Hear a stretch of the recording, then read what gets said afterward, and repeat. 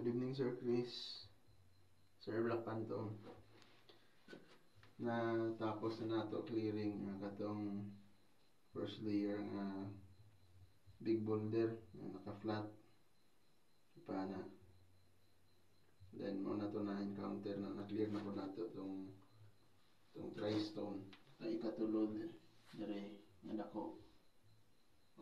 Kani nabuak na nato. Og kani nga nakaipit atong dire. Morning isa na lang yun nga gikan pa sa kaning level, maabot na siya sa ubos. Pag clear nato sa yuta, mao na ning na-encounter nato, sir.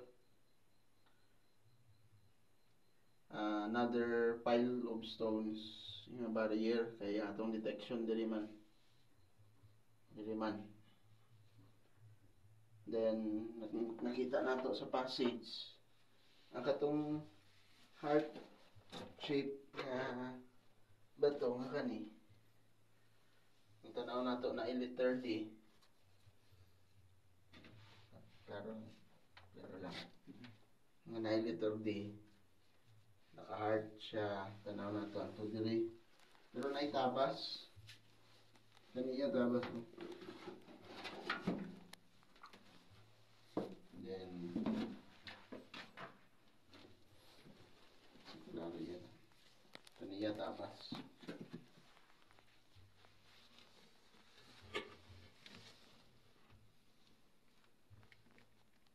Yan, kaniya.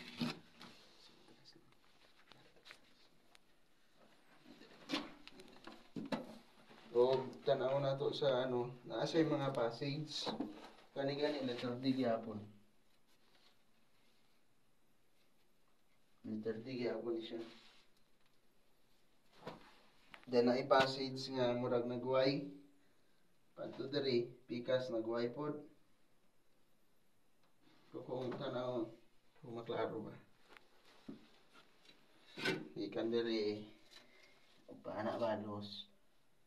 Pa straight dako ni 5 inches 5 inches diri pod ug diri.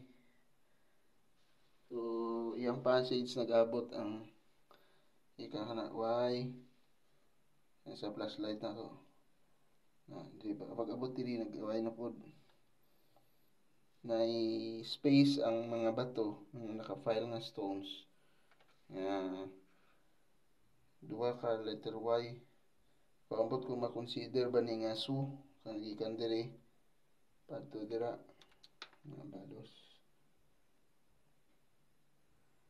So, kani po Sir Chris, Sir Black Phantom, another layer of pile of stones nga barrier atong na-encounter.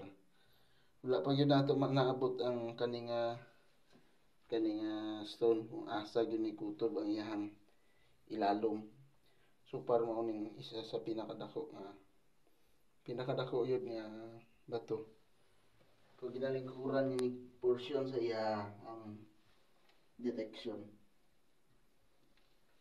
So maklaro sa taas. Balik po.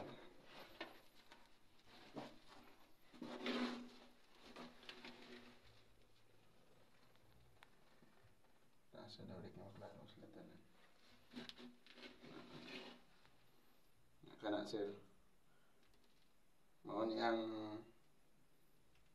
kuan pile of stones katong isa dito murag oblong ayaw kani bilog na kaning sa flashlight na ko bilog katong pikas ang oblong kani sila ang napatong-an ila kani ang detection na abot dili portion.